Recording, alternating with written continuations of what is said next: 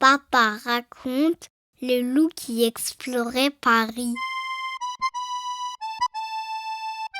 Il était une fois un loup qui n'aimait pas la ville, la circulation, les magasins. Cela l'incommodait au plus haut point. Il s'appelait Loup. Un jour, sa louve chérie lui dit « Je rêve de visiter Paris. Veux-tu y aller quelques jours avec moi ?»« Pourquoi partir si loin ?» répondit Loup. « Dans la forêt, on est si bien. » Le lendemain, Loup trouva une lettre dans sa boîte. « Cher Loup, si tu veux me revoir, retrouve-moi au cœur de Paris. Sinon, tant pis. Signé Louve. PS, les copains sont bienvenus. » Très embêté, Loup réunit ses amis. « Tu l'as vexé !» s'énerva demoiselle Yeti. « Quel goujat tu fais ?»« Il faut partir immédiatement !» s'écria Loup Blanc. « Je m'occupe du camion !» décida Valentin. Les autres, préparez le pique-nique et les bonbons. Tandis qu'ils étaient coincés dans les embouteillages, Loup relut la lettre. « Le cœur de Paris. Je me demande où cela peut être. »« Le cœur historique de Paris, c'est l'île de la Cité, » répondit Maître Hibou. « Et plus exactement, Notre-Dame de Paris, » devina Gros Louis. « C'est parti la compagnie !» cria Valentin. Il actionna la touche propulsion et... le camion fit un bond par-dessus les bouchons. Une fois garés, les loups continuèrent à pied jusqu'à l'île de la Cité. Ce qu'ils y découvrirent les laissa catastrophés. « Mais qu'est-il arrivé à Notre-Dame » murmura Maître Hibou. « Il y a eu un terrible incendie, » répondit un policier. « L'accès à la cathédrale est interdit. »« Cela veut dire que Louve ne nous attend pas ici, » dit Loup. « Je le savais, » s'exclama Titi. « Pour moi, le cœur de Paris, c'est la Tour Eiffel, les amis. Et si on y allait en bateau-mouche ?» Enchantés de l'aubaine, les amis embarquèrent sur la Seine. Ils purent admirer le musée du Louvre, les Invalides, le musée d'Orsay, le Grand Palais. « Comme c'est beau !» répétait Loup Blanc ébloui. « Et tu n'as encore rien vu !» fit Maître Hibou. « Dans ces musées, il y a 1001 trésors. »« Tour Eiffel en vue !» cria alors Valentin. « C'est mon monument préféré !» dit Titi émerveillé. « J'ai toujours rêvé de l'escalader. Louvre est là-haut, vous verrez !» Au pied de la Tour Eiffel, la queue de touristes était interminable. « On n'y arrivera jamais !» gémit Loup. « C'est compter sans moi, mon petit gars !» sourit Titi. Et ni une ni deux, elle chargea Loup sur son dos et s'élança à la conquête de la Dame de Fer. Au sommet, la vue était époustouflante de beauté.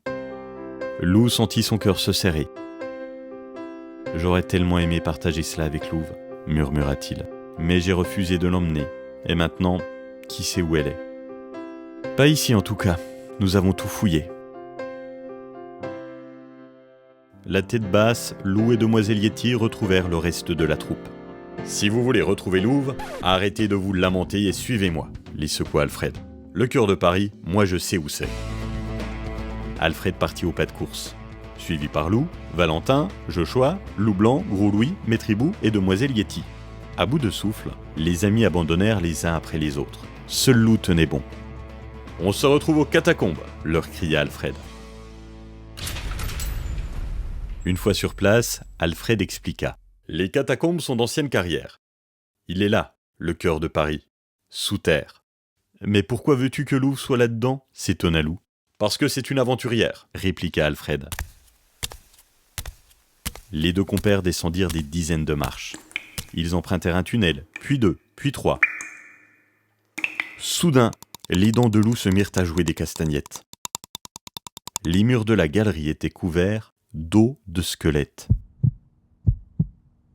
Les loups marchaient depuis une éternité quand une voix glaçante perça l'obscurité. « Bienvenue dans l'Empire de la Mort. Hé hé hé hé. »« Au secours, un revenant !» hurla Loup en paniquant. « Eh tranquille les gars, c'était une blague !»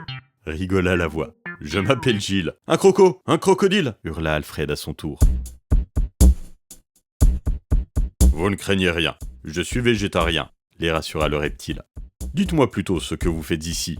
Nous cherchons notre ami Louve !» expliqua Alfred. « Il n'y a pas la moindre louve dans les galeries. Parole de crocodile. »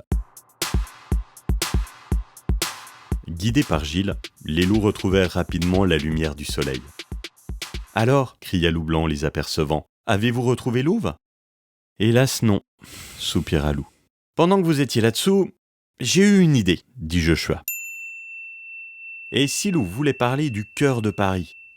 Cœur, avec un H, les chanteurs, quoi. Et où trouve-t-on les plus beaux chœurs? À l'opéra. Joshua, tu es futé, applaudit Maître Hibou. Direction le Palais Garnier. Des chants mélodieux s'échappaient des fenêtres de l'opéra. Guidés par les voix, Lou et Joshua gravirent un escalier majestueux et débouchèrent dans une salle digne du plus beau des palais. Sur la scène, une silhouette encapuchonnée les observait. « Louve !» hurla Lou, fou de joie. « C'est moi, je suis là !» À ces mots, la silhouette s'évapora. « Vous avez rencontré le fantôme de l'opéra ?» s'émerveilla Maître Hibou. « On raconte que... »« Je me moque de ce qu'on raconte !» explosa Lou. « Je veux retrouver Louve, c'est tout !» Lou s'assit sur un banc pour réfléchir. Autour de lui, ses amis se disputaient. « Si vous voulez mon avis, dit Valentin, le cœur de Paris, c'est les Champs-Élysées. Ne dit-on pas que c'est la plus belle avenue du monde, le centre de la mode, du luxe ? Nous ne sommes pas là pour faire les magasins, le rabroua Joshua, mais pour trouver Louve. »« Et si le cœur de Paris, c'était le Louvre finalement, marmonna Maître Hibou. C'est l'un des plus grands musées, un sacré beau musée, au cœur de Paris. » Qu'avez-vous dit, Maître Hibou ? Sursauta Lou. Un sacré beau musée ? Cela me fait penser au sacré, au cœur sacré, à la basilique du Sacré-Cœur, s'exclama Maître Hibou. Bravo Lou, comment n'y ai-je pas pensé plus tôt ? En route, et cette fois, on prend le métro.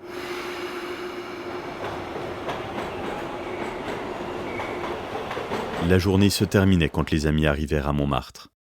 Épuisés, affamés, ils gravirent les marches qui menaient au Sacré-Cœur. Hélas, cette fois encore, Lou eut beau chercher, il ne trouva nulle part sa louve adorée. Complètement découragé, Lou regarda Paris qui s'étendait sous ses yeux. À cet instant, son regard fut attiré par l'enseigne d'un restaurant.